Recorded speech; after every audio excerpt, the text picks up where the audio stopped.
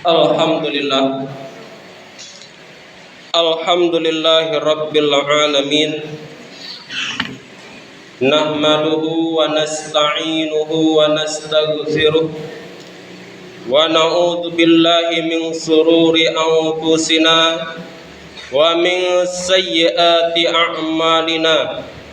May yahdihillahu fala mudhillalah wa may yudlil fala hadiyalah. Asyhadu an la ilaha illallah wahdahu la syarikalah wa asyhadu anna Muhammadan abduhu wa rasuluh.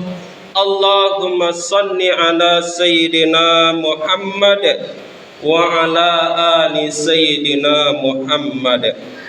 Amma ba'd. Fa ya ayyuhal muslimun, inni usikum wa nafsi bitaqullah. Ittaqullaha haqqa tuqatih wa la tamutunna illa wa antum muslimun. Faqala Allah Ta'ala fil Qur'anil Karim, a'udzu billahi minasy syaithanir rajim. Bismillahirrahmanirrahim. Faman ya'mal mithqala dzarratin khairan yarah wa man ya'mal mithqala dzarratin syarran yarah. Shadaqallahul azim. Kaum muslimin sidang jamaah Jumat rahimakumullah, bersyukur kepada Allah Subhanahu wa taala yang senantiasa memberi kita nikmat kesehatan, kekuatan dan kesempatan sehingga kita bisa bersama-sama berkumpul di masjid ini untuk melaksanakan salat Jumat berjamaah. Alhamdulillahirabbil alamin. Bersalawat kepada Rasulullah sallallahu alaihi wasallam dengan lafaz doa, Allahumma salli ala sayyidina Muhammad wa ala ali sayyidina Muhammad. Mudah-mudahan kelak nanti di yaumil qiyamah kita mendapatkan syafaatnya. Amin, amin ya rabbal alamin. Kaum muslimin sidang jamaah Jumat rahimakumullah, khatib tidak bosan-bosannya mengajak diri ini dan segenap jamaah Jumat, marilah kita bersama-sama meningkatkan kualitas iman dan takwa kita kepada Allah. Takwa dalam artian al-imtisalu awamirillah wa jitinabun nawahi, menjunjung tinggi perintah-perintah Allah dan menjauhi apa yang dilarang oleh Allah Subhanahu wa taala. Kaum muslimin sidang jamaah yang berbahagia, suatu ketika Rasulullah sallallahu alaihi wasallam sedang duduk termenung, kemudian datanglah malaikat Jibril alaihi salam. Kemudian malaikat Jibril alaihi salam memberikan nasihat kepada Rasulullah sallallahu alaihi wasallam. Ada 3 nasihat malaikat Jibril alaihi salam kepada Nabi Muhammad sallallahu alaihi wasallam. Sebenarnya kaum muslimin, nasihat ini bukanlah untuk Nabi. Kenapa? Karena Nabi itu adalah maksum, sangat dijaga dan dipelihara keimanannya oleh Allah Subhanahu wa taala. Beliau dijamin masuk surga.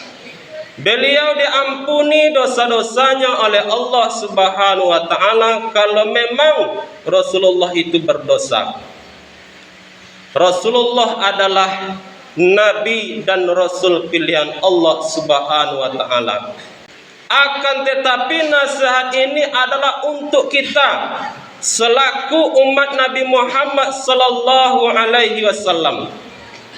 Apa 3 nasihat malaikat Jibril alaihi salam kepada Nabi Muhammad sallallahu alaihi wasallam? Yang pertama, ya Muhammad, ish ma syi'ta fa innaka mayitun. Wahai Muhammad, hiduplah di atas dunia ini Hiduplah sesuka hatimu. Mau jadi apa? Mau jadi pejabat, silahkan. Mau jadi konglomerat, silahkan. Mau jadi orang kaya, silahkan. Mau jadi orang baik, silahkan. Mau jadi penjahat sekalipun, silahkan. Tapi ingat, fa innaka mayyitun. Suatu saat nanti kamu pasti akan mati. Suatu saat nanti kamu pasti akan menjadi jenazah, menjadi santapan cacing tanah nanti. Karena kita di atas dunia ini kaum muslimin berbeda-beda karirnya, profesinya. Ada yang jadi bos, ada yang jadi petani, ada yang menjadi nelayan, ada yang jadi pengusaha, ada menjadi orang kaya, orang miskin dan lain sebagainya. Tapi ketahuilah, semua itu hanyalah sebentar saja. Fa innaka mayyitun. Suatu saat nanti kamu pasti akan mati. Kamu pasti akan kembali kepada Allah Subhanahu wa taala.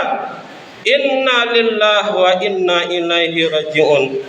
Kita ini dari Allah dan akan kembali kepada Allah Subhanahu wa taala. Maka daripada itu kaum muslimin, sebelum kematian itu datang kepada kita, marilah kita beramal soleh. Marilah kita beribadah kepada Allah, berbuat baik. Jikalau ada kesempatan kita beramal, beramallah. Jikalau ada kesempatan kita beribadah, beribadahlah. Jikalau ada kesempatan kita melakukan kebaikan, berbuat baiklah. Jangan kita tunda-tunda. Kenapa? Karena kita tidak tahu kapan malaikat Israel akan bertamu ke rumah kita. Kapan malaikat Israel akan mencabut nyawa kita? Tidak ada yang tahu. Akan tetapi mati itu pasti akan datang kepada kita. Sebelum kematian itu datang, persiapkan amal soleh. Itu yang pertama, nasihat malaikat Jibril alaihi salam kepada Nabi Muhammad sallallahu alaihi wasallam dan untuk kita. Yang kedua, wahbib man syi'ta wa innaka mufariquhu. Wahai Muhammad, cintailah apa saja yang ada di atas dunia ini. Sukailah apa saja yang engkau sukai di atas dunia ini. Mau cinta jabatan, silahkan. Mau cinta kedudukan, silahkan. Mau cinta pangkat, silahkan. Mau cinta istri, anak, cucu, kemenakan, silahkan. Tapi ingat, fa innaka mufariquhu.